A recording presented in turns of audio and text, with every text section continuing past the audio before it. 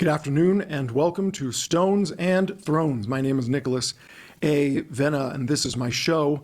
I analyze and talk about current events in society, culture, and political news in pursuit of the good things to which we can hold fast and build upon stone by stone until myself and like-minded individuals have stones that last. Occasionally, I'll be responding to stones that are thrown at me, and sometimes I will be throwing some stones of my own. It's Wednesday, July 15th, and today's topics are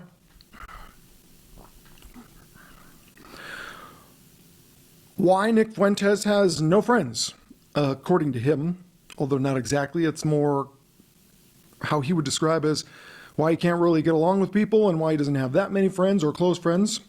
But he has said that the core from way back in the day is still there, but generally speaking, for the most part, he's gone through the crucible and found himself, for the most part, alone. And we're going to be looking at some of the concepts surrounding that. I have it labeled here as why Nick Fuentes has no friends, according to him. The worst kind of people alive, according to me. The envy that the morally lukewarm have for the socially ungrateful. And can you desecrate the Decalogue and retain God's favor? I don't think we're going to get to that. The Jewish lawyer who doesn't believe in the Holocaust, probably not going to get to that one either. The real race supremacists, Mussolini should have listened. And I don't think we're going to get to any of those topics at the bottom of the list here. Once again, I am recommitting to the 30-minute show that seems at this point to be almost impossible. But because it's a desire of mine, I just can't throw it away and give up. So, without further delay, let's jump right into these topics, starting with what I've expressed as why Nick Fuentes has no friends, according to him. I think I already clarified that he hasn't actually said that. He's made expressions that sort of seem to sound like that, and it was better for, a bulleted list of topics for today's show.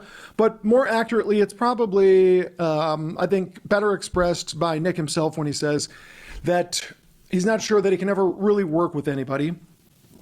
And what is sort of behind that, the concept and his belief that that might be the case, which is probably rooted in the experiences that he's had of attempting to work with people, notwithstanding the meaningful list of collaborations that he still has present day. So it kind of got chopped down from where I first came up with the topic, which was actually a month or more back.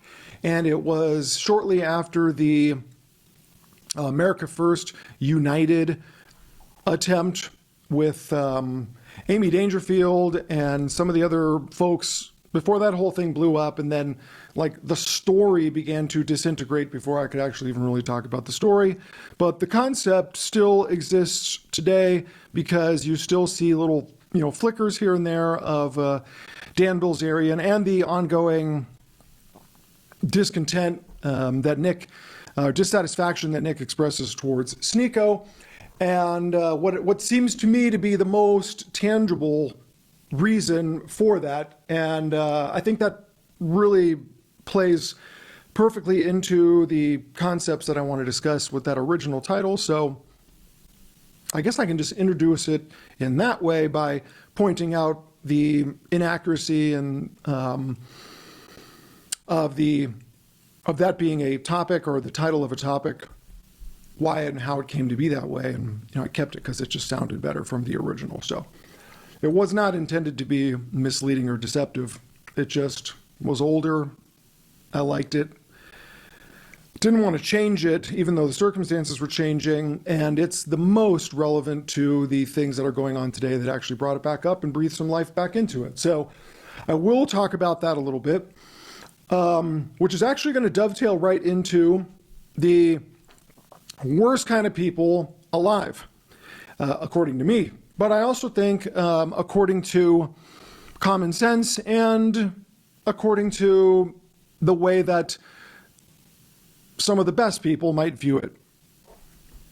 The most fitting example of which is Pontius Pilate. So I'm going to briefly revisit some biblical theme, but not really. I'm not really planning on getting too much into the story or the interaction between Jesus and Pontius Pilate or the interaction between Pontius Pilate and the Pharisees. It's not going to be a rehashing or revisiting of that. But the significance of who he is and where he shows up in human history and even in a little bit, religious history, most interestingly in the Creed. Not just the Apostles' Creed, but the Nicene Creed, which was the sort of synopsis of the profession of faith that came around with one of the heresies, roughly 1600 years ago-ish. So, but the general idea is Pontius Pilate is a archetype of politicians today. And politicians, generally they're, made up of lawyers and that type of ecosystem. And how readily observable they are, for the most part, easily grouped with some of the lowest levels of society, not economic and socially, but from the perspective of integrity, dignity, authenticity, sincerity. Then the more virtues you add to the list, the lower they fall, for the most part. Of course, that's not every single one of them, because even in the Catholic Church, we have some saints like Thomas More, who was a lawyer, and we have saints that were kings. So it's not an all-encompassing thing, but it's certainly a good rule of thumb.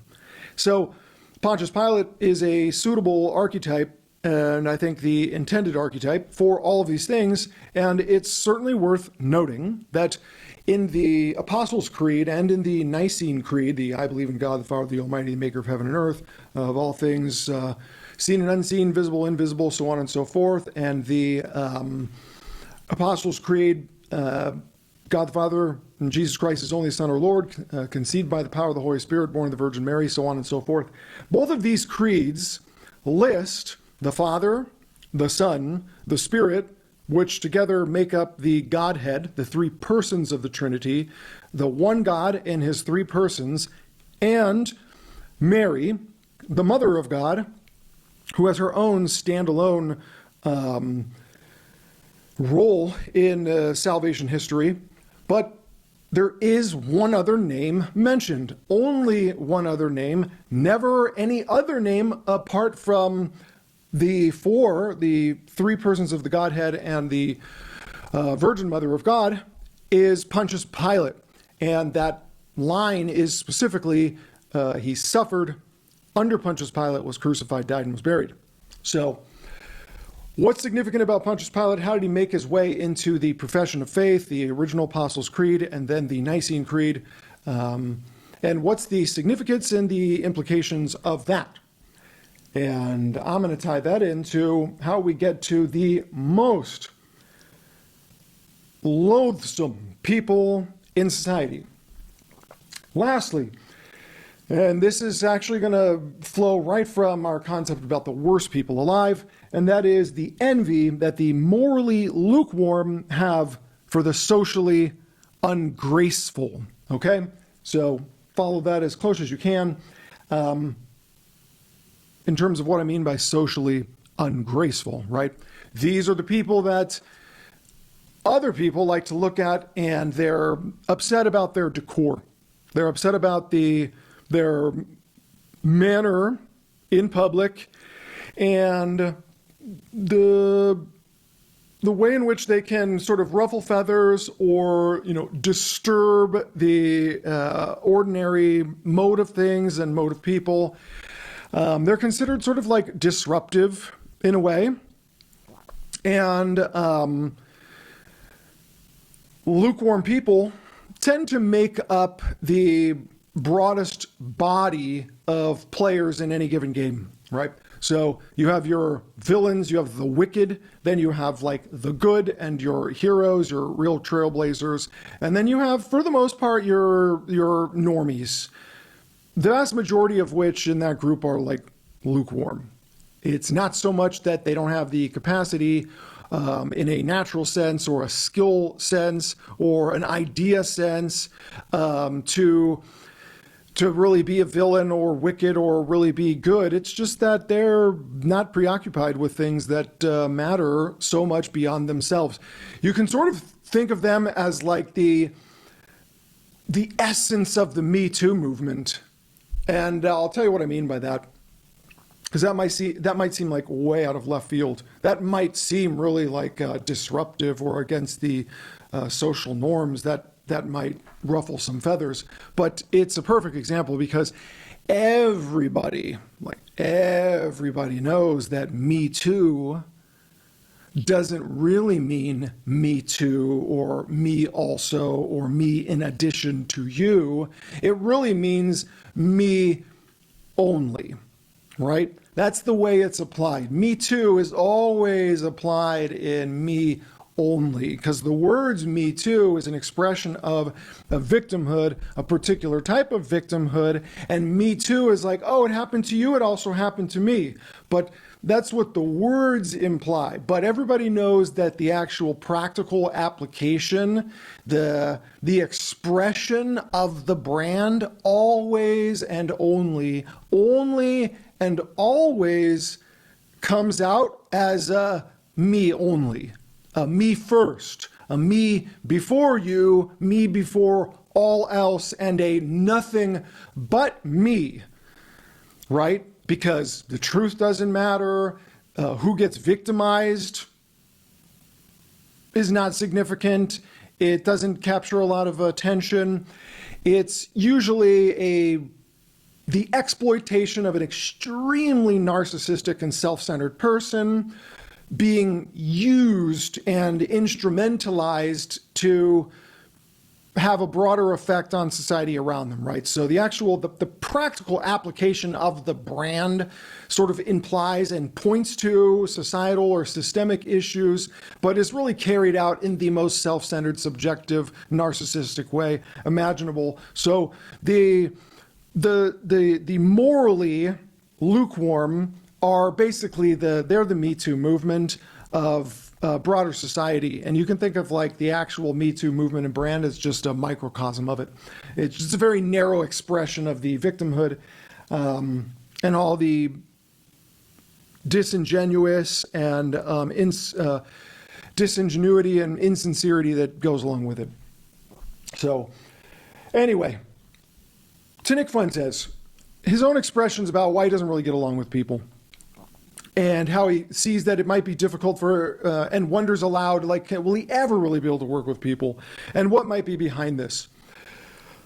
I just want to sort of paint this in a broad stroke because I don't want to get carried on too long about it. And the most important part about that story and what I see him expressing and what he's described is the only people who really know are the ones who know.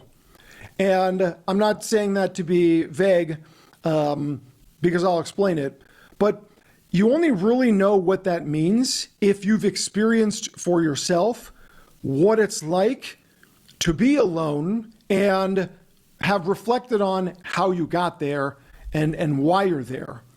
And the most simple and direct way to express it is if you are the truly principled type, and you truly have beliefs that you will stand behind, but you find yourself in a group of people who otherwise would seem to have the same convictions and the same beliefs as you do, but then push comes to shove, there's really a fight, and now all of a sudden, there's something at stake where it really matters, and there's this actual test of, do you really believe?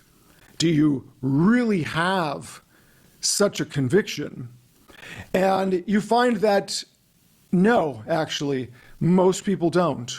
In fact, almost no one does. And you only understand this if you've been in a situation where something like that happens, and then you see everything and everyone sort of slip away one by one, not because they're overtly saying they no longer hold these same convictions, not because they're somehow at first trying to say that you're in this super high stakes war or battle and it's your own fault, or you've somehow done something that's inconsistent with the movement, at large, or the broader motivation and goals of this movement or this cause. It's simply cowardice, right? It's you lack the courage of your convictions. And that is a very broad group of people.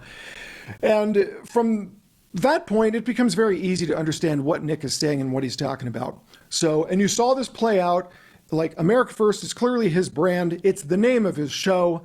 I realize that he's not the first person to ever use the expression America First, and it's on his show. It's part of his pre-roll where it's Donald Trump who's using the expression, however many people used it before him or where they used it.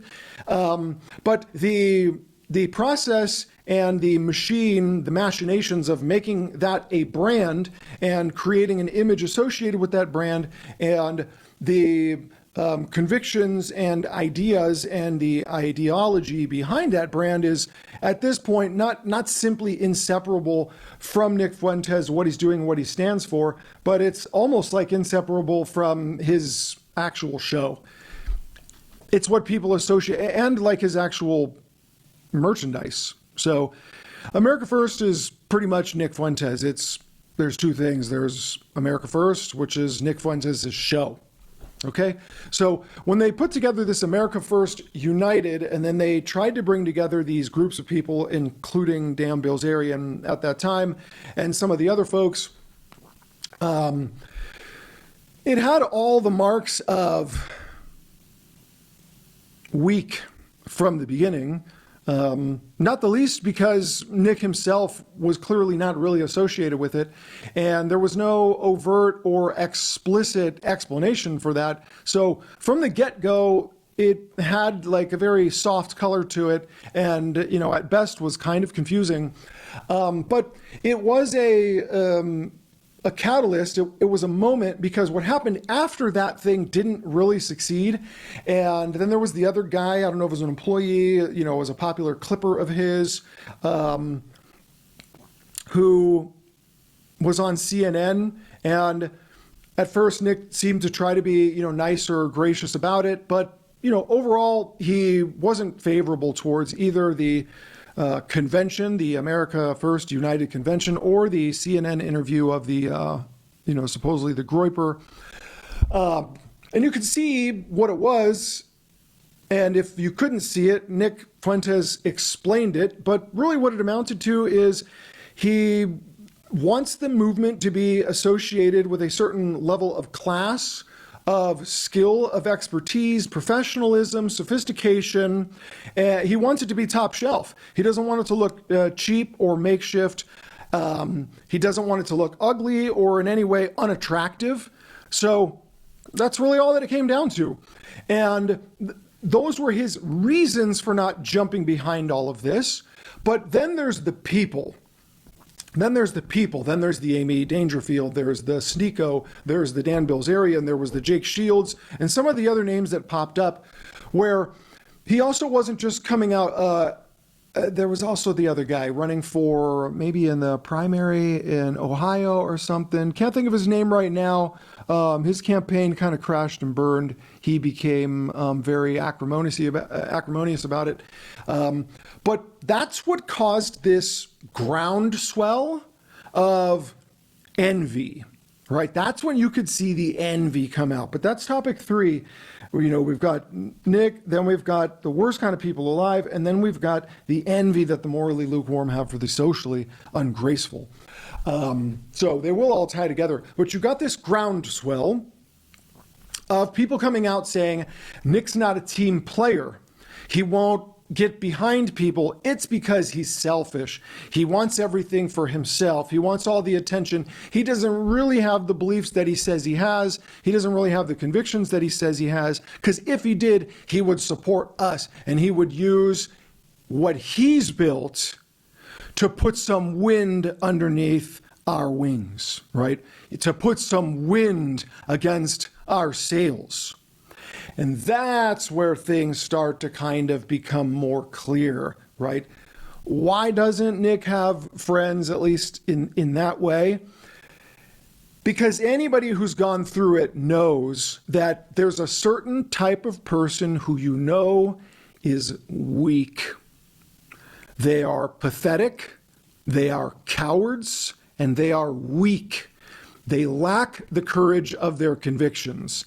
They let you take all the risk. They let you do all of the work. Anything that is disruptive or uncomfortable or goes against the social norms or what people consider to be the proper decor, they let you do all of that. And then once you do it and you've now run the lawnmower over the weeds and over the brush and over the thicket of things, now they want to walk behind you in the path that you have trailblazed. And they don't just want to walk behind you, they want you to then get behind them and help push them to the forefront. And they actually have the fucking balls to say to you and insinuate to you, I might be better suited to take over the lead now. Why? Well, because you're muddied a little bit. You got dirty as you were carving the path through the briar and the thorns. Your feet got dirty as you trampled over and, high stepped and hurdled all of these obstacles that none of us would even touch. And we think we can put some polish on it. So good for us, good for you. We'll come back around and get your back. And so you can see that it's not simply that they're cowardly and they're weak and they're pathetic and they're disgusting. They're fucking shameless. They are abhorrent. They are the lowest level of society. So I've already transitioned into topic number 2. So I'll wrap up the topic 1 with why does Nick not really work with all the people that at first it might appear, oh, he should work with them? And what has he said about it? More or less, that's what's behind it, right? And there's no greater example than Sneako. I've seen people ask him on a show. I've seen people wonder out loud, I don't really understand. What's the major conflict? And that answer has never come out explicitly, but I can tell you from my own experience, from my own observations, when I look at the pile-on that happened with Nick after the abject failure and ridiculous embarrassment that was America First United and that first get-together where Amy Dangerfield turns out to be the twin sister of Sarah Stock, but in some ways even worse.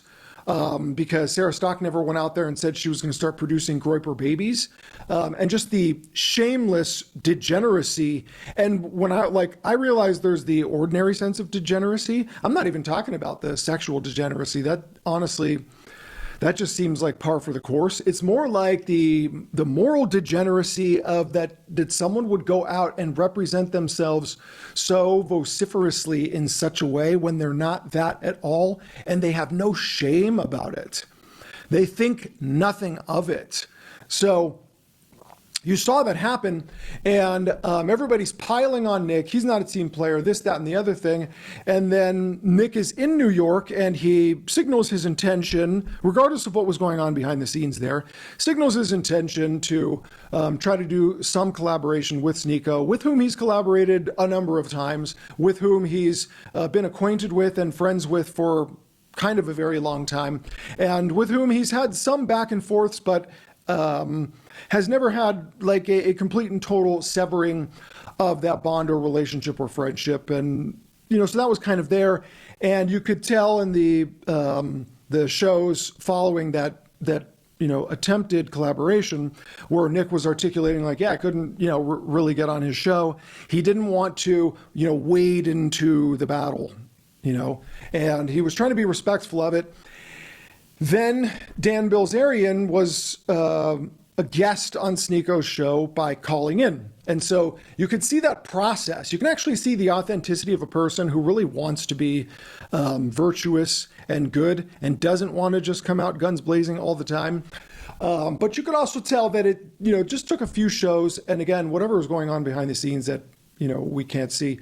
But at some point, it clicked, and you could really see the significance of like, wait, this motherfucker who I've been friends with for a long time, who I've collaborated with on a number of occasions, who have already demonstrated some grace in being able to, recover from a scuffle or a skirmish and be agreeable and acquiesce on some points and be understanding and just otherwise be sort of fair and reasonable, wouldn't let me on the show. And he gave me this explanation that even though I don't agree with the explanation, I accepted it graciously because I accepted it as a sincere disposition.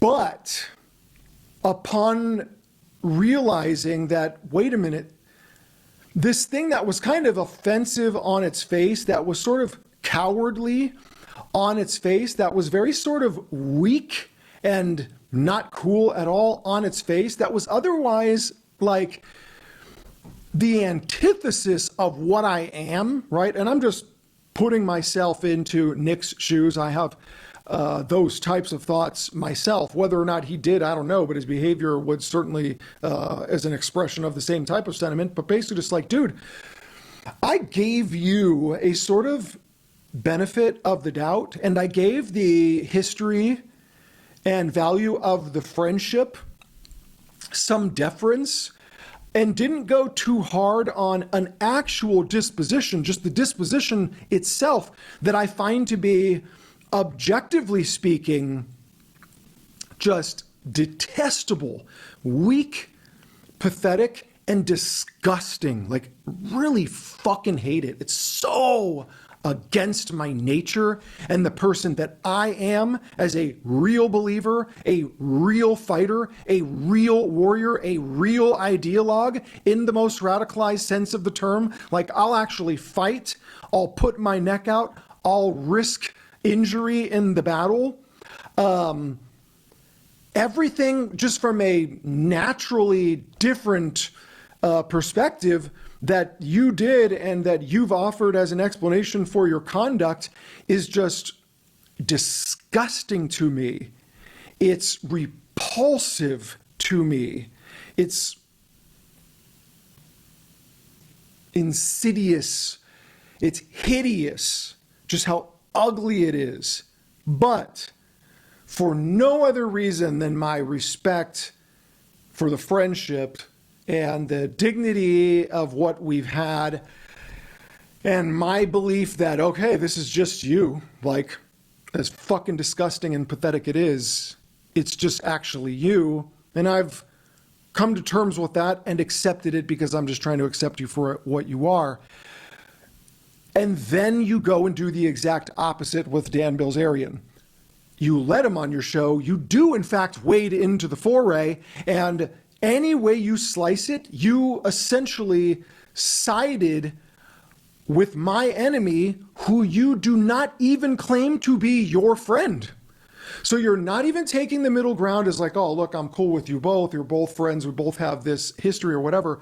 So it's like, I gave you this benefit of the doubt and this deference for an issue that, objectively speaking, nothing disgusts me more.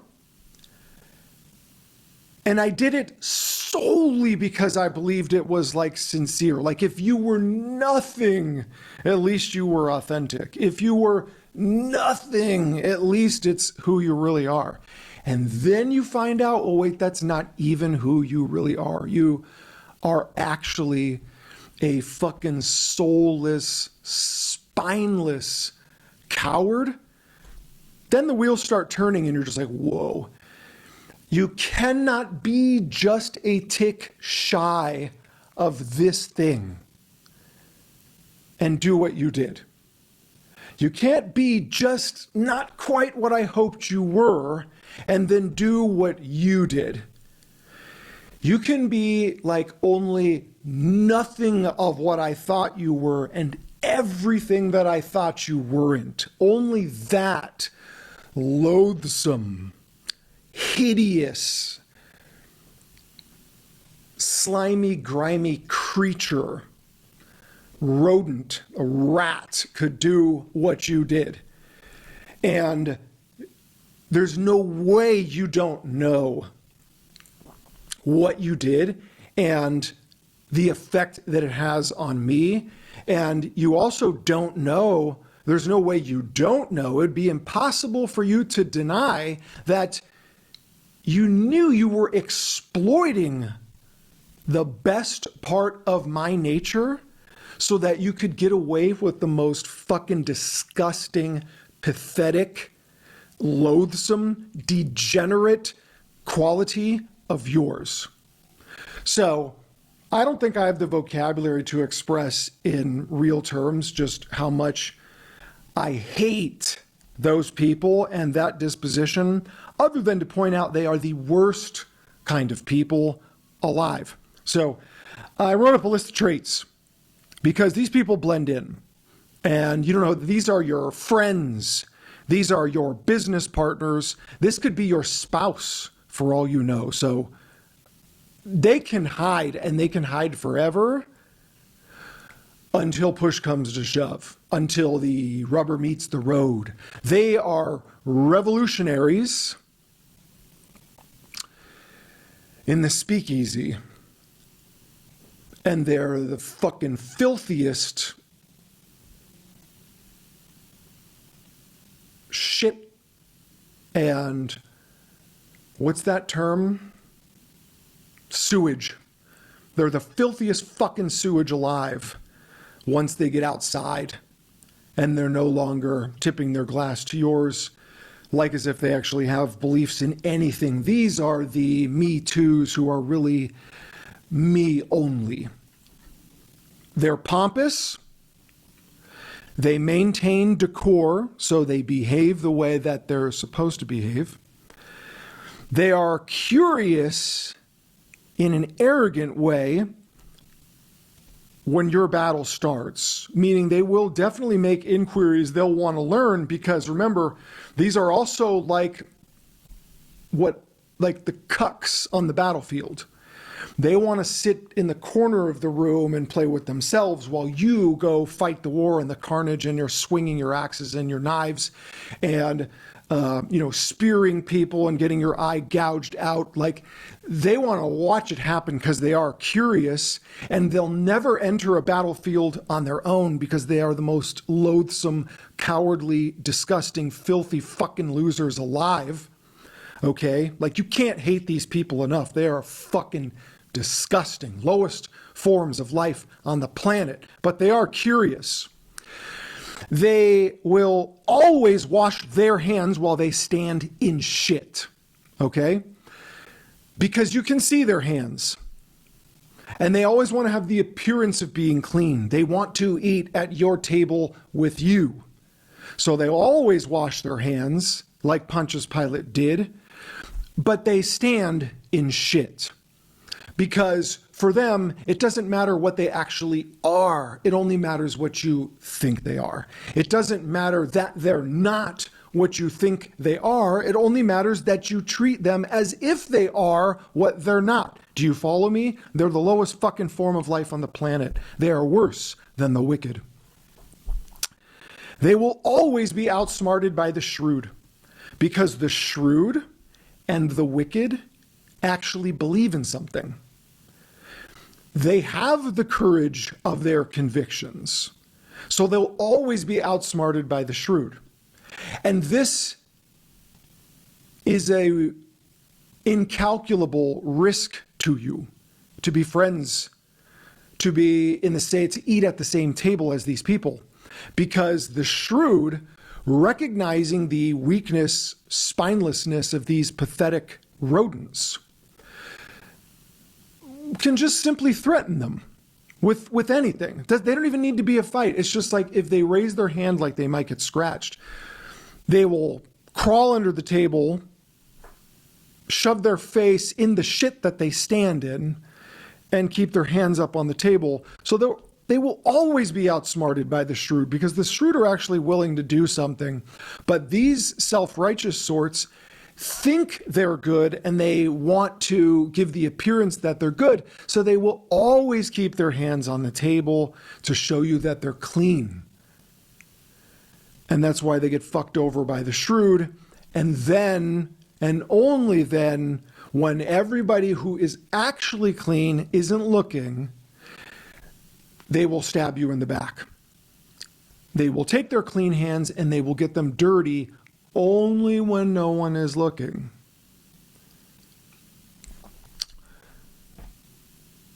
They will always lose to the shrewd because they pursue their ambitions through cowardice disguised as a principled discipline.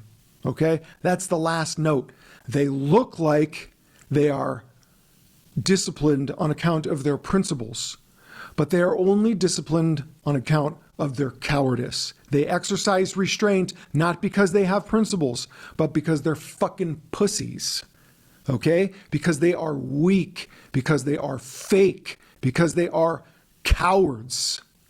They are the lowest form of life on the planet. They are the worst kind of people. These are the Pontius Pilates, and they are a greater threat to you than your worst enemies, because you would never let your worst enemy in your home, and you would never turn your back on them. So make no mistake about it. These people with these characteristics, the pompous, maintain decor, curious, but in an arrogant way. They will always wash their hands while they stand in shit. They will always be outsmarted by the shrewd, and they will live disguised.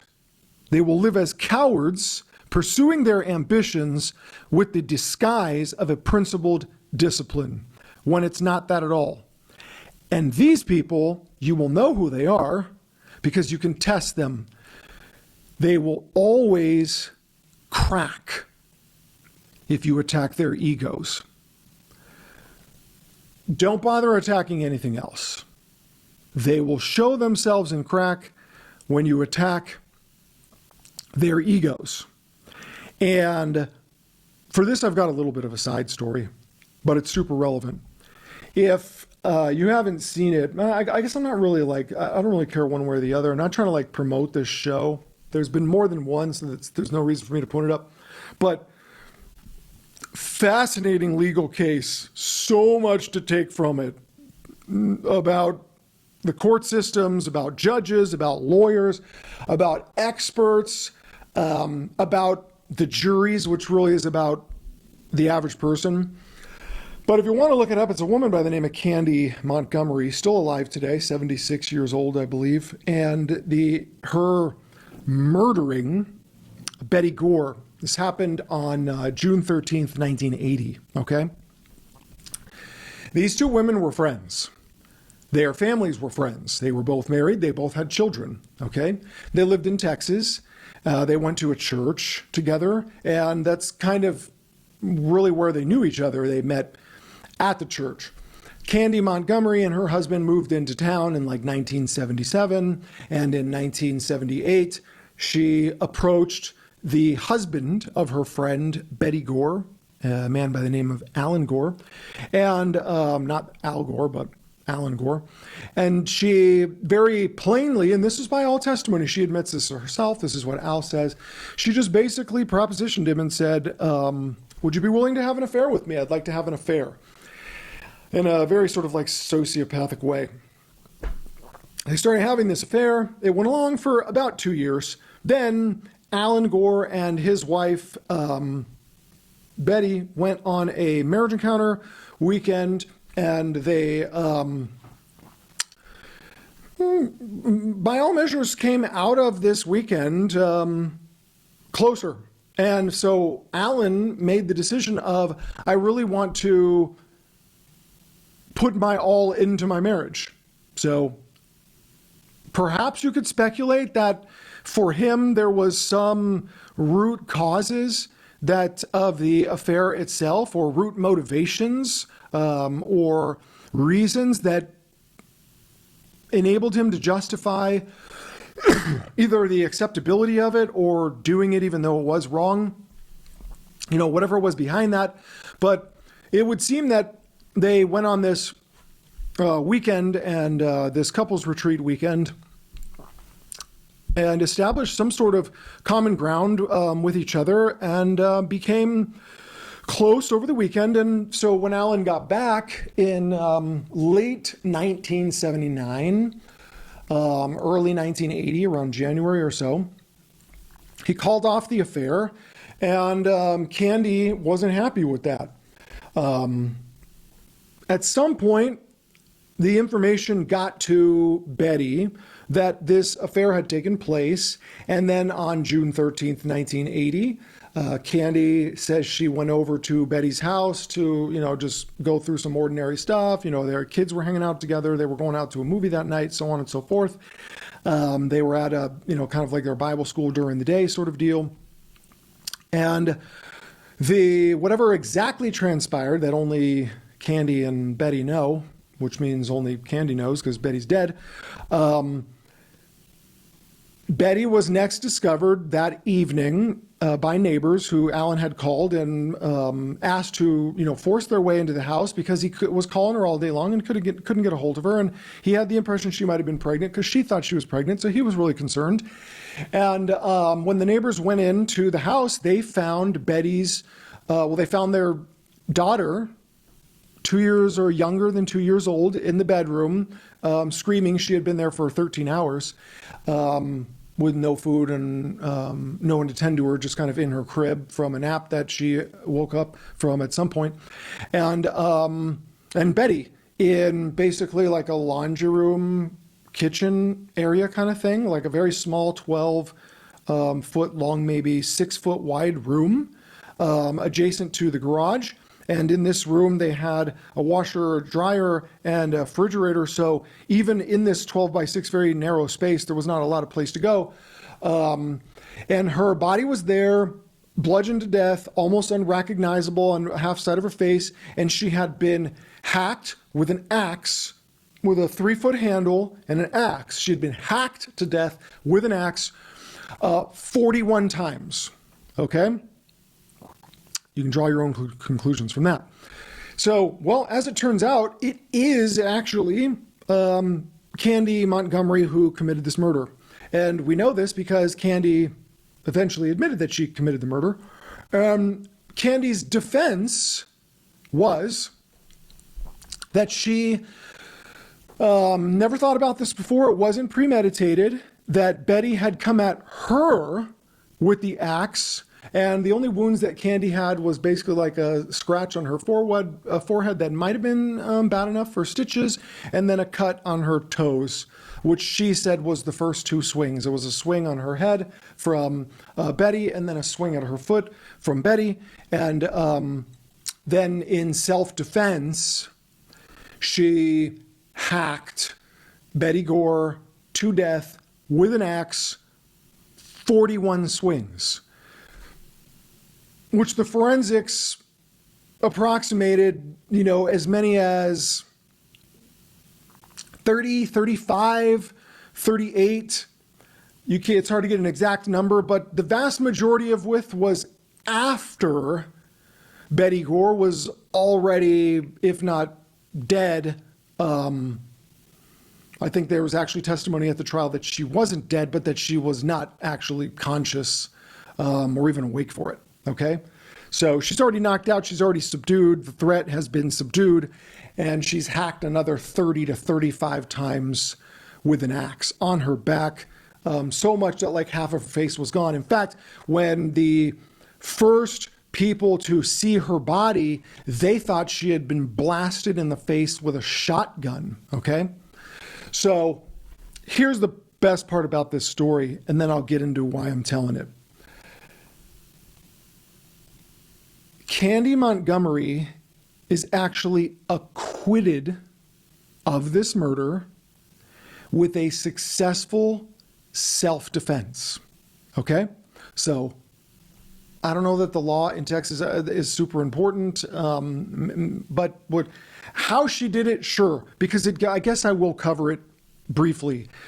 The law for self-defense was essentially, once in Texas, if there was a murder and you admit that you are the one responsible for the death and you raise the defense of self-defense, if that's your defense, is that you were acting in self-defense, now the burden of proof for the prosecution is no longer on proving that you committed the murder, you're responsible for the death, because you're admitting that and you've raised the self-defense as your defense, that you were acting in self-defense. And so now the burden shifts from proving beyond a reasonable doubt that you are responsible for the murder to proving beyond a reasonable doubt that you were not acting in self-defense, okay?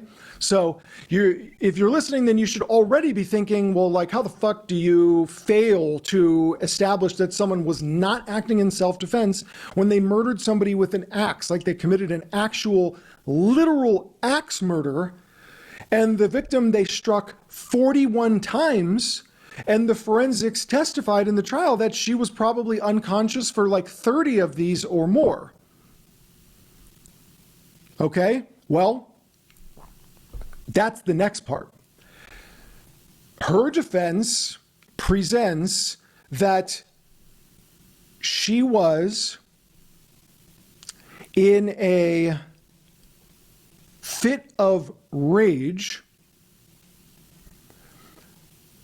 produced by trauma from her childhood. And they even went in, so before you like start imagining like, okay, there must have been some heinous, no. What she testified to was that she was doing something, like playing some sort of game or a competition with a boy, and she had won the competition, okay? And the boy wasn't being fair with whatever that was. So she became extremely angry, and out of anger threw something or did something that resulted in the shattering of glass or clay or a jar or whatever. And then that went back on her and struck her. And then when she was being taken to the emergency room, and she was wailing and screaming in a way that her mom thought was just like excessive and embarrassing.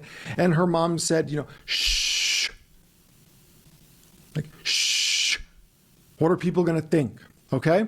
So what she claimed was when she was in this tiny little room with Betty Gore and she was being threatened with this axe, and then she was able to wrestle the axe away from Betty, then when she was yelling like, stop, don't do this, I don't want your husband anymore, we've already ended the affair, right? And she's like protesting, blah, blah, blah. And then Betty says, shh. And so that like triggered this memory from 4 years old. Yes, no exaggeration. You can look it up, Google the trial. Okay. So this was a repressed, so the defense goes, uncontrollable rage. And they offered that as like mitigating. As like, no, this is why she whacked her another 30, 35 times in the face with the axe. She had no control over herself. It was a fit of rage. Now,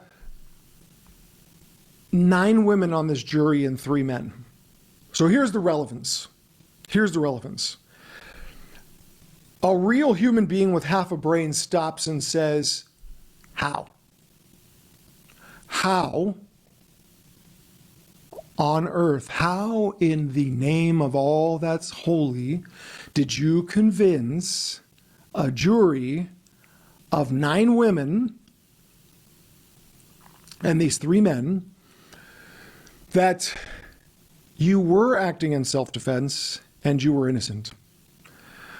And that your 41 whacks to the face with an axe was not actually something you're responsible for and does not undermine your self-defense claims, even though you were hitting this person after the threat was subdued. And I can tell you where that comes from. I'll even go as so bold as to say, like, it's not my theory. Like, you come up with an alternate theory. To me, this is like as plain as day. These are churchgoers, okay? This is a woman who thought nothing of cheating on her husband. She thought nothing of the fact that she was doing this with the husband of her own best friend. And the manner in which she even approached it was very like pragmatic. Like she just petitioned the guy, like, I really want to have an affair with you. And then after it was called off, she still thought nothing of being friends with this woman. And all that happened was she was confronted by this woman. So now just put yourself in the shoes and say, well, if you were the woman who had been faithful to your husband and your best friend cheated with your husband, how would you view this person who cheated, who had your trust, who was your friend,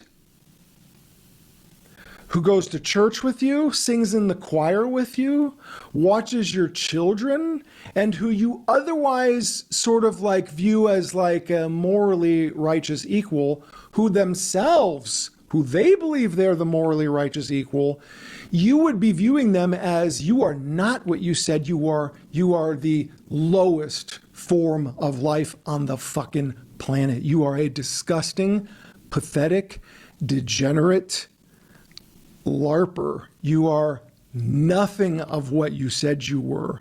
You're not just shy of what you said you were. You're not like falling way short of what you said you were. You are nothing of what you said you were, and you are only and completely everything you said you weren't. You are the lowest fucking form of life on the planet. And it's all true. Now put yourself, which is probably not totally possible, but attempt to put yourself in the shoes of the murderer. And what you're going to find is, well, now you attacked her ego. So that's the closing. When you're dealing with the lowest form of life on the planet, the morally, okay, the morally lukewarm are the lowest forms of life on the planet. They are the weakest, and when you go after their egos, they become the only other thing that they're actually capable of, which is the wicked and the vile and disgusting. They have two modes. You can go from lukewarm to absolutely evil if someone attacks your ego. If they attack your illusions that you are moral and good, then you will turn into the only other thing you're really capable of being. That pretty much wraps it for today. If you got any value out of this, like it, follow it, subscribe. Enjoy the rest of your day, and peace out.